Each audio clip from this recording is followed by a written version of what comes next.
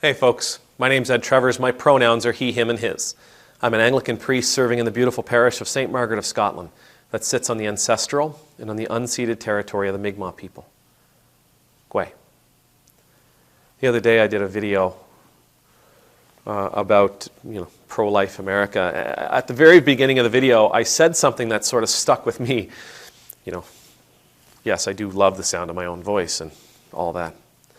I'm teasing. I said, I would really love to be able to say something that would fix this whole thing. Talking about the possibility that the Supreme Court of the United States is about to overrule Roe versus Wade, to throw it out. I would love nothing more than to say something that would take all of the angst, all of the anger, all of the confusion, all of the frustration, the irritation, the betrayal, the feelings of betrayal, and just take it away from you so that you can have peace. But I am also smart enough to know that in 8 or 9 minutes, I'm not going to be able to do that. As a matter of fact, I suspect in a lifetime of words, I'm never going to be able to do that. And as I thought along those lines, and I considered that thought, I realized that one of the reasons we're in this particular situation, especially from the church's perspective, is because we as church have forgot our true role. Our true role in this situation. We've taken on a responsibility of trying to be a moral authority. And we have no business, given our history, of taking a position of being a moral authority. But we've tried to take that. We've tried to take on that role. We've tried to take on that responsibility. We are going to set the world straight. We're going to let the world know exactly how they're supposed to live. We're going to let the world know exactly how they're supposed to live, and we're going to enforce it. And if we can't enforce it, we will make sure that the government enforces it. And so we hear these loud, predominantly Christian voices screaming, calling people murderers and other horrible things. We hear these predominantly Christian voices calling for this ruling, to get rid of Roe versus Wade, to get rid of abortion.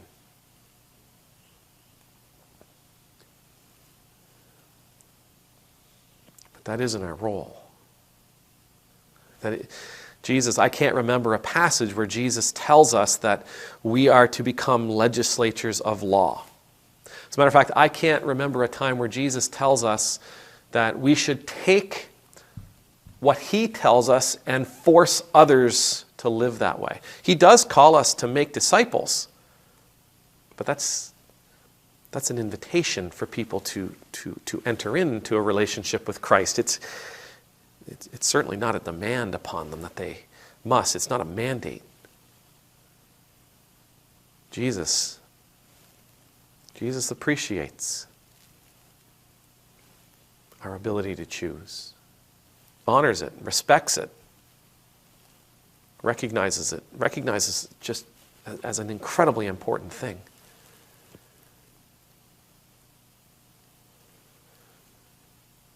The church, we forgot who we are supposed to be in moments like this. When people face choices like this, we forgot who we are supposed to be. We are not supposed to be the judge. We're not supposed to be the jury. We are not supposed to be the one who decides for people. We are supposed to be with the people, listening to those who are struggling, sitting beside, standing with, caring for those who are forced to make difficult decisions. We are called to be pastors. We are called to be conduits of God's love. We are called to be ambassadors for Christ who continuously remind people of God's grace, and mercy. To remind people that God is with you, that God is present with you right now in this moment. That no matter what happens, no matter what is chosen, no matter what transpires, all things are redeemable in God. That no matter what happens, no matter what takes place, no matter what transpires, that God is never going to give up on us. That God is never going to walk away from us. That a relationship with God, a strong, powerful, prosperous, beautiful, life-giving, light-shining, life-transforming relationship with God is always, always available. We are supposed to be beside people in their moments of trial, in their moments of tribulation, in their moments of great decision.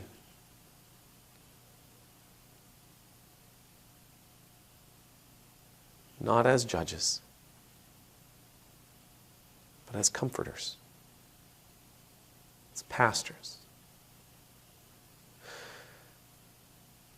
We are supposed to be willing to take some of their weight upon our shoulders to help them walk the journey that they are on.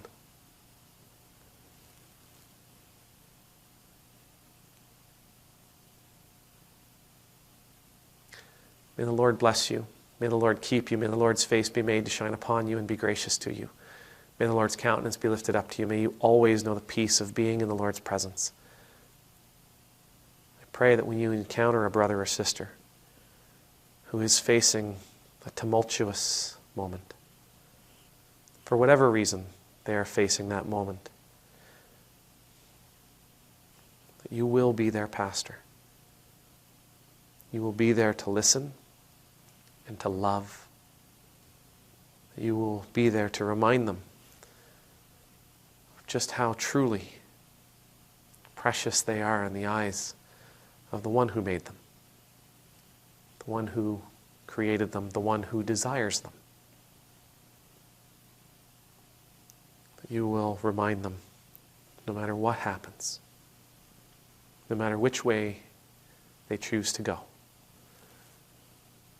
God is right there with them and always will be. Amen. Demultus.